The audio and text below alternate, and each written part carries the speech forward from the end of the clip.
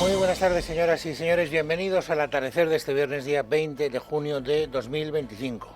Hoy es el día en el que aparece reproducida en todas las portadas de los periódicos digitales, o en las ediciones digitales de los periódicos nacionales también, una fotografía que yo creo que va a dar mucho que hablar. Esa fotografía en la que se ve a la Guardia Civil, a la UCO, entrando en la sede del Partido Socialista, en la sede de Ferraz, para proceder por orden judicial, por orden del magistrado Leopoldo Puente del Tribunal Supremo, un registro para clonar todos los dispositivos que tuviera Santos Cerdán, hasta hace un cuarto de hora secretario de organización del partido. Ese era su cuartel general. ¿Por qué digo que la fotografía tiene valor? Pues porque me viene a la memoria todo lo que se dijo cuando vimos a la UCO entrando en Génova 13, con todo el lío Bárcenas. Ver a la Guardia Civil investigando a un partido que entonces era el partido gobernante, etcétera, pues anda que no ilustró comentarios floridos por parte de quien entonces ejercía la oposición, que es el Partido Socialista. Ahora se han vuelto las tornas y esa fotografía está ilustrando las portadas, insisto, de todos los medios de comunicación del país. La UCO ha estado más de 2 horas dentro. Ya ha salido después de esas 2 horas y además no solo ha investigado por orden judicial o no solo ha entrado en la sede de Ferraz, del cuartel general del PSOE, sino que también ha entrado en Adif y en la Dirección General de Carreteras. ¿Por qué? Pues porque, y esta es la segunda noticia que no podemos perder de vista, el juez primero ha imputado a Cerdán ya formalmente, porque Cerdán ya ha dejado de ser aforado, por lo tanto ya no hay que hacer el trámite de pedir el suplicatorio, etcétera, directamente lo ha imputado, y además ha solicitado a la Audiencia Nacional que impute a Isabel Pardo de Vera, la que fuera presidente de Adif, y a Javier Herrero, que fue director general de Carreteras. Por eso tiene todo el sentido del mundo que haya entrado la UCO hoy, aparte de Ferraz, en Adif y en la Dirección General de Carreteras. Y ustedes se preguntarán por qué no imputa directamente el magistrado del Supremo a estas dos personas, que no son aforadas. Pues porque él está investigando a Ábalos, que es aforado, y a todos los que tienen una relación directa con el aforado. Pero lo demás es, competencia de la Audiencia Nacional. Por eso le dice Ismael Moreno, te envío el informe, yo creo que debes imputarles, pero haz lo que tú estimes oportuno.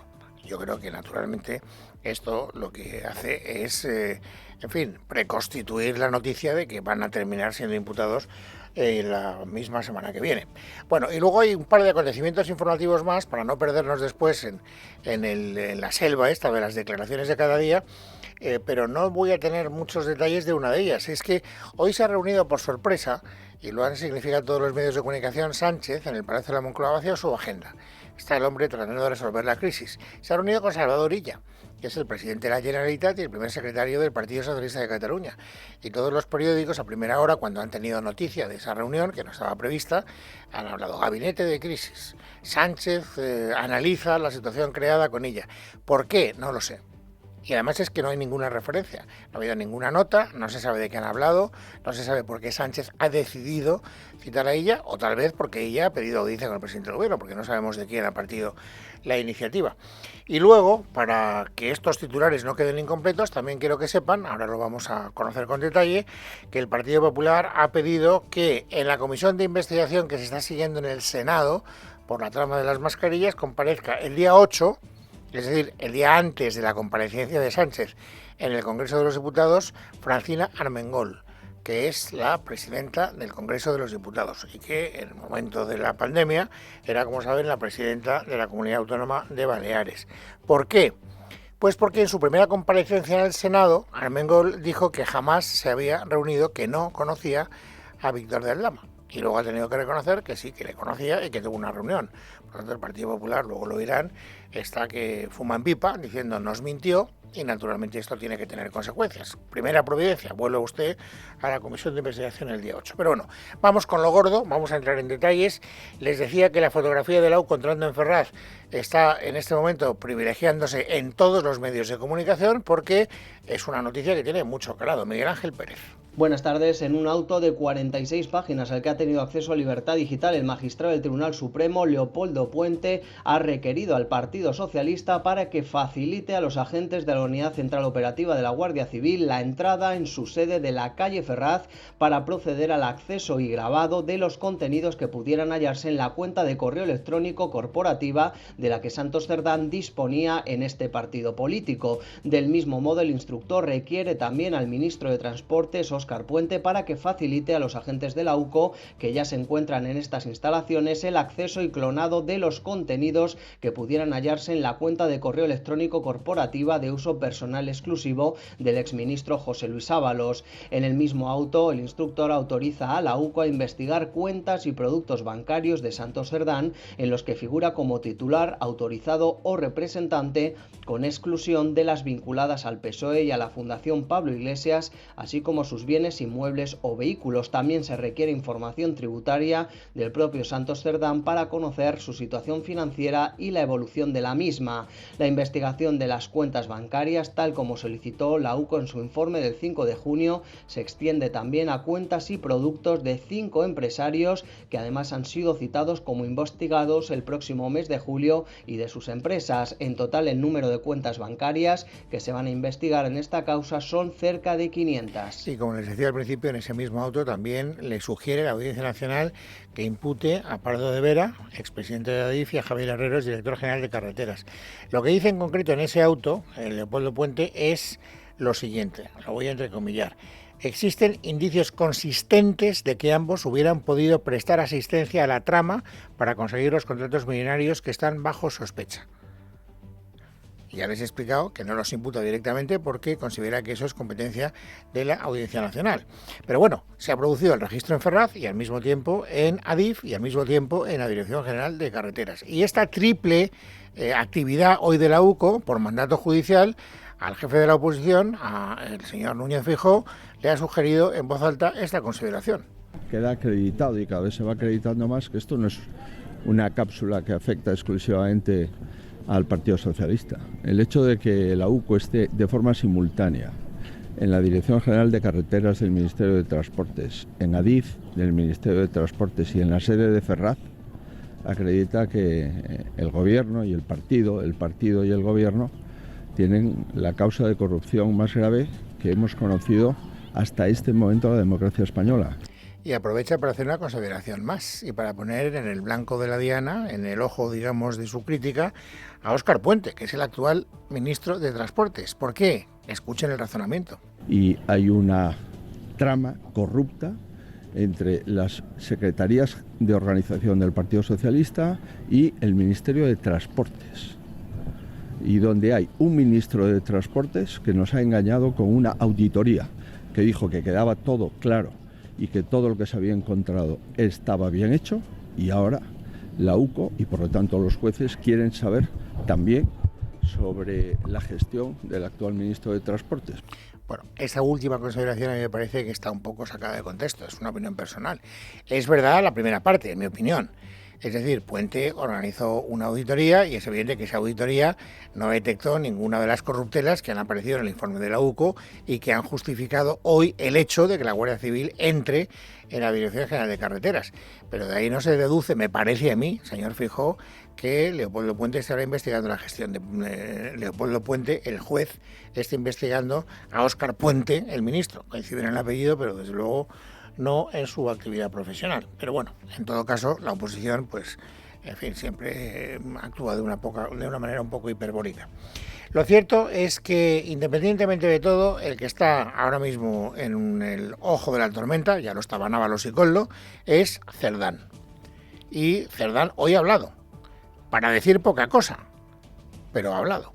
Como he dicho otras veces, el día hace declaraciones delante del juez. Tengo que demostrar mi inocencia. Mientras no conozca primero la causa, que todavía no la tenemos completa, y naturalmente mi abogado, no voy a tomar declaraciones. Pero parece que la UCO haya pedido investigar sus cuentas. Claro que sí. Hablará ante el juez, dice el señor Cerdán. Y por cierto, su comparecencia se ha aplazado hasta el día 30. Saben que inicialmente estaba prevista para el día 25, pero su abogado ha dicho, necesito tiempo para investigar y para ver todos los papeles y no he tenido tiempo suficiente. Y como mi cliente tiene derecho a una defensa con todas las garantías, pues le pido a su señoría, a Leopoldo Puente, que retrase la comparecencia y su señoría ha tenido bien retrasarla al día 30. Pero no ha retrasado ni la de Ábalos ni la de Koldo, que se va a producir el lunes.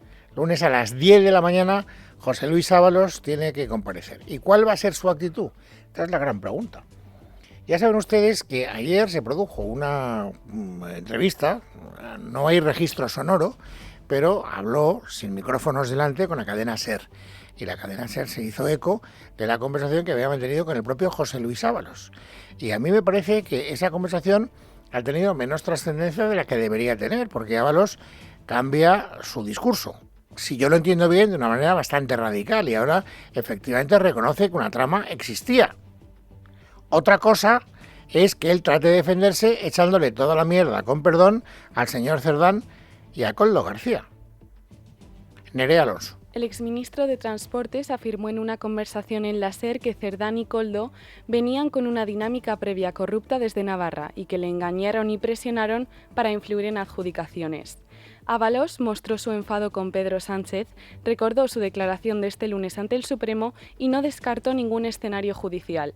José Luis Ábalos dijo textualmente que él es un gilipollas, el imbécil de todo esto, y que había sido utilizado por Santos Cerdán y Koldo, que tal y como constata la UCO, ambos venían con una dinámica previa de corrupción, asegurando que a él le penetraron en el ministerio, donde le presionaron para tratar de influir en las contrataciones. Además, Ábalos negó la financiación ilegal en el PSOE o que haya cobrado comisiones. Respecto a sus relaciones con las mujeres, deslizó que nadie aguanta el análisis de su vida privada y sobre la joven con la que fue sorprendido por la UCO en el registro de su casa, concede que literalmente le crecen los enanos con esta chica.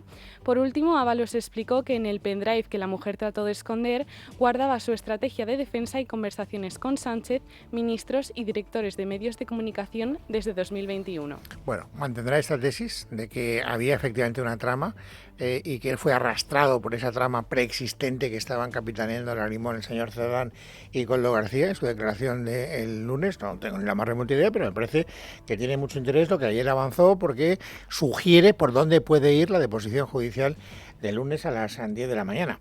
Saben ustedes que si fuera verdad lo que dice Ábalos, estaríamos hablando de una trama que Cerdán pone en marcha en Navarra, pero que no se circunscribe territorialmente solo a Navarra. De hecho, en los informes de la UCO se habla siempre de que Cerdán tenía el cupo vasco, porque él trataba de interferir y de sacar mordidas en las obras públicas tanto de Navarra como del País Vasco. Y eso es lo que ha llevado hoy al Lehendakari, a Imanol Pradales, a decir: no hay ninguna constancia de que en la administración vasca se haya producido ninguna irregularidad, pero por si acaso...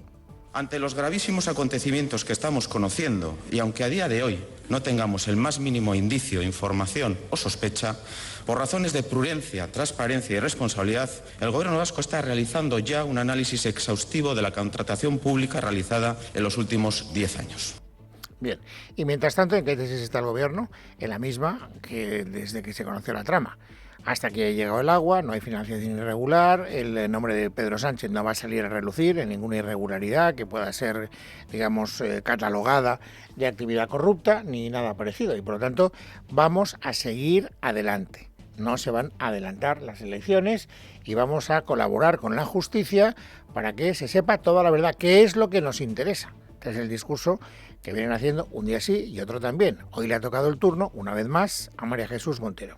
Lo que le interesa al Gobierno es que se llegue hasta el final, que se llegue hasta la verdad y, por tanto, ninguna preocupación, todo lo contrario. Creemos que tiene que haber celeridad y, por tanto, que las personas que hayan hecho alguna conducta irregular, que lo paguen.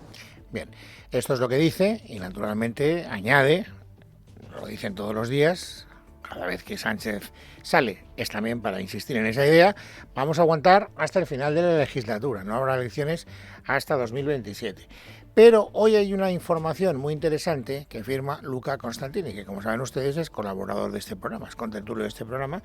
La firma en The Objective, que es el medio en el que él trabaja, y él tiene muy buenas fuentes con algunos de los socios de Pedro Sánchez. En todo el entorno de Sumar y de Podemos, él maneja muy buena información desde hace mucho tiempo. Y nos cuenta algo que me parece que es interesante y que quiero que conozcan con un poquito más de detalle. Y es que en Sumar y en el entorno de la izquierda del Partido Socialista, se entiende que esta situación es insostenible y que habrá elecciones después del verano. Resume esa información Esther Nieto. Llegan tiempos convulsos y esto no aguanta. Es lo que le transmiten sus fuentes al periodista Luca Costantini y así lo publica en The Objective.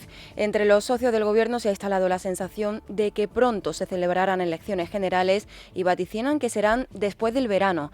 Aún así, la convocatoria no se producirá por la falta de apoyo de los socios, sino más bien por el colapso interno que está sufriendo el sistema de poder construido por Pedro Sánchez a lo largo de estos años. Todos coinciden en que se superará una línea roja si la crisis que se ha abierto en el partido con el informe de la UCO sobre Santos Cerdán desemboca finalmente en la financiación irregular del PSOE o si se publican audios y mensajes que comprometan a Pedro Sánchez o figura destacada del propio gobierno como la vicepresidenta primera María Jesús Montero o la mujer del presidente Begoña Gómez. Nadie sabe lo que nos queda por conocer y hasta dónde puede llegar el escándalo, pero ya se ha instalado la idea de que la espiral no acaba en los 3 socialistas que están siendo investigados. Según la fuente de Sumar consultadas por Costantini, los mensajes que reciben del área socialista son de pesimismo y rendición. Mensajes, por cierto, que llegan incluso de personas activas en la Moncloa pertenecientes al núcleo duro del presidente. Por eso, aunque Sánchez insiste en que agotará la legislatura en 2027, en Sumar sí que se preparan para unas elecciones anticipadas a finales del verano o comienzos de otoño. De hecho, tampoco descartan en Sumar que Pedro Sánchez acabe dimitiendo por presiones internas. Los más optimistas en el bando de Yolanda Díaz creen que Sumar puede incluso recuperar fuelle demoscópico gracias a su proyección como izquierda limpia. Podemos, en cambio, es el único que ha decidido lanzarse ya contra el gobierno. Los morados hablan de caso PSOE y avisan a Sánchez de que podrían no apoyarle en una moción de confianza. Eso sí, desde Podemos evitan pedir elecciones y su estrategia pasa por esperar, convencidos de que cuanto más tiempo dure la agonía de Sánchez, mejor será para su remontada en el espacio de la izquierda. Bueno, pues esto es lo que se respira en el mundo de Sumar, la idea de que va a haber elecciones después del verano, en otoño. Y esto es algo que viene pidiendo todos los días, entre otros, el señor Núñez Feijóo, el jefe de la oposición. Pide 2 cosas, que dimita a Sánchez y que se convoquen elecciones. Sigo pensando, y hoy todavía con mayor intensidad, que la única decisión que debe de salir, hoy mejor que mañana, del búnker de la Moncloa es la dimisión del presidente del Gobierno y la convocatoria de elecciones generales para que los españoles decidan el futuro de España. Y a esta petición de adelantar las elecciones hoy se ha sumado una voz que generalmente no forma parte de, digamos, el elenco de actores de la vida política. El secretario general de la Conferencia Episcopal, García Magán, que pide por el bien común que se adelanten las elecciones. Yo creo que el decir que hablen los ciudadanos es un principio básico de una democracia. Poner el bien común y lo que conviene a España y a la sociedad española, pues por encima de intereses de partidos. De nuevo, ahí está la equilibrada función que prevé la Constitución para la corona, para el jefe del Estado. Y a Félix Bolaños no le ha gustado nada esta declaración. Le ha gustado tampoco que le ha escrito una carta a Luis Argüello, al presidente de la Conferencia Episcopal, mostrando su sorpresa por estas declaraciones y diciendo que esta comunión espiritual que hay entre los obispos y el principal partido de la oposición no le parece de recibo.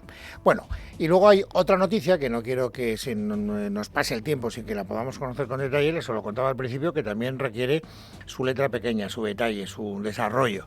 El día 8, la señora Armengol, doña Francina, la presidenta del Congreso de los Diputados, tendrá que comparecer en el Senado de la Comisión de Investigación que está investigando la trama de las mascarillas. ¿Por qué? Porque, según el Partido Popular, mintió en su primera comparecencia. ¿Qué tal? Buenas tardes, Alicia. La presidenta del Congreso de los Diputados, Francina Armengol, tendrá que acudir por segunda vez a la comisión del caso Koldo en el Senado. La mayoría del Partido Popular en la Cámara Alta ha permitido esta citación, que en principio está fijada para el martes 8 de julio, un día antes de la comparecencia de Pedro Sánchez en el Congreso para dar explicaciones sobre la presunta trama de corrupción organizada por Santos Cerdán, su ex número 3 de partido. A la salida de un acto en la ciudad de Palma, en Mallorca, Armengol se ha mostrado hiper tranquila por esta situación. Jo tenc la consciència hipertranquil·la, sé perfectament que un dels motius perquè jo estic en política és per lluitar contra la corrupció i així ho he fet sempre intensament. En su última comparecencia en esta comisión, Armengol negó estar involucrada en la trama de corrupción de la compra de mascarillas durante la pandemia y reafirmó la buena labor de su gobierno en aquel momento. Hizo algo más, y es negar que conociera a Víctor de Aldama, y luego hemos sabido que estuvo reunido con él. y lo ha tenido que reconocer. Y eso es lo que a la portavoz del Partido Popular en el Senado, Alicia García, le parece especialmente grave. Falso testimonio en comisión de investigación, artículo 502.3 del Código Penal. Por tanto, nosotros actuaremos y a los que han mentido en la comisión de investigación lo llevaremos a la Fiscalía, lógicamente, con un informe previo de los servicios jurídicos de la Cámara. Pues que lo sepa Armengol, el Partido Popular quiere llevar ante la Fiscalía lo que consideran que es el falso testimonio de Armengol. Vamos a ver lo que dice la señora Armengol el día 8 en esa comparecencia. Y déjenme que les cuente también cómo está la situación a propósito de la mala relación entre España y la OTAN. La España de Sánchez, quiero decir. Saben ustedes que le escribió una carta Sánchez al secretario general de la OTAN, al señor Rutte, diciendo que ellos no, o sea, nosotros, los españoles, el gobierno que nos representa, en absoluto va a incrementar el gasto de defensa, que se va a quedar en el 2% y que por supuesto no piensa llegar al 5%. Y eso paralizó, digamos, una declaración que de otro modo se hubiera aprobado por silencio positivo. Si nadie hubiera dicho nada, se hubiera dado por aprobada antes de la cumbre, que es la semana que viene. Pero Sánchez paró el reloj. Al mandar esa carta a Rutte, ha metido a toda la OTAN en un lío que no sabemos cómo va a salir. Y en la OTAN están muy enfadados con nuestro país, la verdad. Y todas las informaciones que ustedes pueden leer, pues en el mejor de los casos, hablan de incomprensión. Dice, ¿por qué esta posición de España? Si Rutte ya había concedido mucho. Había, por ejemplo, partido ese 5% del aumento exigido por Donald Trump en dos porciones. Un 3,5% de inversión estrictamente militar y el otro 1,5% en gastos vinculados a defensa, en una especie de cajón desastre, para entendernos, donde cupiera todo. Pues es decir, ciberseguridad o protección civil o todas estas cosas que reclama España. Saben que ayer Estados Unidos protestó enérgicamente y que salió la portavoz de la Casa Blanca, Caroline Leavitt, y que dijo que todos los países europeos, incluida España, y hubo una referencia explícita, tienen que suscribir en la cumbre de la OTAN el 5%. Por tanto, no sabemos cómo va a pasar. Hoy lo que sí que sabemos es que la ministra de Defensa de nuestro país, Margarita Robles, ha tratado de explicar que, a pesar de que no queramos incrementar el gasto militar, nuestra relación con la OTAN es muy buena. El compromiso de España con la alianza es total e inquebrantable. Y esto no es un tema que responda a porcentajes, que hemos hecho y estamos haciendo un esfuerzo importantísimo. Así que ese compromiso en este momento con la Alianza Atlántica tiene que quedar más claro que nunca. Desde nuestros ejércitos lo vamos a seguir poniendo de relieve. Bueno, esto es lo que dice Margarita Robles. Sin embargo, los socios del Partido Socialista del Gobierno pues están en otra línea. Yo creo que Sánchez, esto lo comentábamos ayer, pues no ve con malos ojos el hecho de que a partir de ahora él se vaya a convertir en el antagonista de Trump. 5%, ¿por qué? Porque lo pide Estados Unidos. Y entonces dice Sánchez, no se preocupen, que aquí voy a estar yo cantándoles 40 al hombre más poderoso del mundo. ¿Cuál es el discurso de Sumar? No es el de Robles. Es el de decir, nosotros no nos vamos a arrodillar ante las exigencias unilaterales de la Casa Blanca. ¿Qué ha dicho hoy Ernesto Urtasun, ministro de la cuota Sumar en el Banco Azul? Escúchenle. Los tiempos del dictado por parte de Estados Unidos de la política de defensa tienen que terminar. El futuro es la autonomía estratégica europea y, por lo tanto, frente a esas presiones para un gasto del 5% completamente discrecional y que no tiene ningún sentido, nosotros decimos de una manera muy clara que la industria militar norteamericana no va a dictar la política que soberanamente en materia de defensa vamos a decir los españoles y los europeos. Bueno, pues es viernes, es 20 de junio de 2025. Vamos, amigos, ahora a completar el paisaje informativo sobresaliente del día. Ángeles Hernández, bienvenida, buenas tardes. Buenas tardes, Luis. Hoy la Fiscalía ha pedido al Tribunal Superior de Justicia de Extremadura que asuma la causa completa por la contratación de David Sánchez. Emma Sebastián, buenas tardes. Buenas tardes. La Fiscalía de Extremadura no aprecia fraude de ley ni fraude procesal en el polémico aforamiento del secretario general del PSOE extremeño, Miguel Ángel Gallardo, quien, recordemos, accedió a la Asamblea tras forzar la dimisión de una diputada y la renuncia de otros 4 compañeros, cuando a punto estaba de entrar en el banquillo por prevaricación y tráfico de influencias. En un informe de 7 páginas, la Fiscalía considera que, al ser aforado, debe ser el Tribunal Superior de Justicia de Extremadura quien asuma la investigación en lugar de un juzgado ordinario. Afirma que la maniobra para conseguir la entrada de Gallardo en la Asamblea es cuanto menos peculiar, pero sostiene que no se deben formular valoraciones éticas ni políticas, sino estrictamente legales y, en concreto, procesales. En su escrito solicita que el caso pase de la Audiencia Provincial al al Tribunal Superior de Justicia también para el resto de los acusados, entre ellos el hermano de Pedro Sánchez. Asimismo, recuerda que su postura sigue siendo la del sobreseimiento. Más cosas. La presidenta del Banco Europeo de Inversiones, Nadia Calviño, ha informado este viernes desde Luxemburgo que colabora con la empresa española Indra y confía en poder comunicar un acuerdo de financiación relacionado con el ámbito de la seguridad y la defensa. Leticia Vaquero. Buenas tardes. Desde Luxemburgo, Nadia Calviño ha explicado que la entidad que dirige tiene 80 proyectos para la ayuda a la defensa y la seguridad y que espera que pronto se firme un nuevo acuerdo con la empresa española Indra. En este momento, nuestro objetivo en 2025 es alcanzar un 3,5% del total de financiación, unos 3.500 millones de euros de financiación para reforzar la capacidad europea en materia de seguridad y defensa. Como he señalado, estamos trabajando estrechamente con la compañía Indra, precisamente, y espero que muy pronto podamos anunciar un acuerdo de financiación importante en el ámbito de la seguridad y la defensa. La presidenta del Banco Europeo de Inversiones ha querido recordar que desde que llegó al cargo en enero de 2024 dobló la financiación en materia de seguridad y defensa y que en 2025 la va a multiplicar por 3. Y todo en un día en el que durante la reunión de ministros de Economía y Finanzas de la Unión Europea se ha aprobado una subida del techo de financiación del Banco Europeo de Inversiones para 2025. Hablamos de 100.000 millones de euros, que es una cifra récord, con el objetivo de intensificar las inversiones en seguridad y defensa, pero también en redes energéticas y en el liderazgo tecnológico de Europa.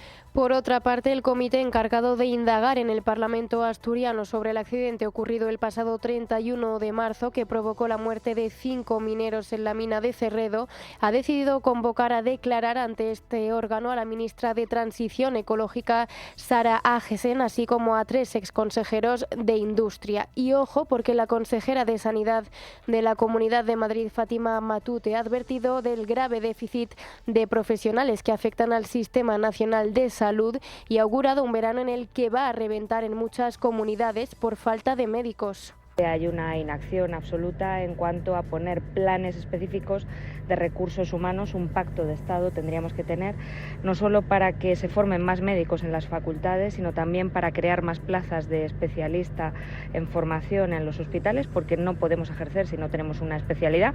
La de medicina familiar y comunitaria es una gran especialidad y ahora tenemos un cuello de botella en la formación especializada, y eso no es solo responsabilidad de las comunidades, es responsabilidad de un ministerio con dejación de funciones.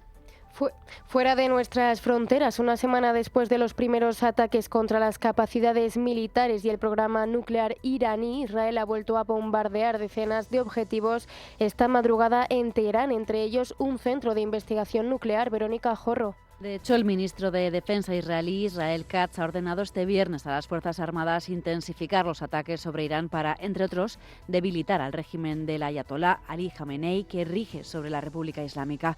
En un comunicado, Defensa anuncia las órdenes de Katz para socavar al régimen y aumentar la disuasión contra el lanzamiento de misiles en el frente interno israelí, mientras se siguen atacando instalaciones y científicos para frenar el programa nuclear iraní. El ministro ha asegurado que Israel debe atacar todos los símbolos y mecanismos de represión a la población y lograr la evacuación expandida de Teherán, con tal de debilitar al régimen, en una evaluación de la situación junto al jefe del Estado Mayor y otros altos cargos de las Fuerzas Armadas de Israel. Sobre la posibilidad de que Estados Unidos se sume a Israel en los ataques contra el régimen iraní, al parecer Donald Trump se tomará 2 semanas para tomar dicha decisión porque prefiere agotar la baza de las negociaciones, lo ha dicho la portavoz de la Casa Blanca, Caroline Leavitt.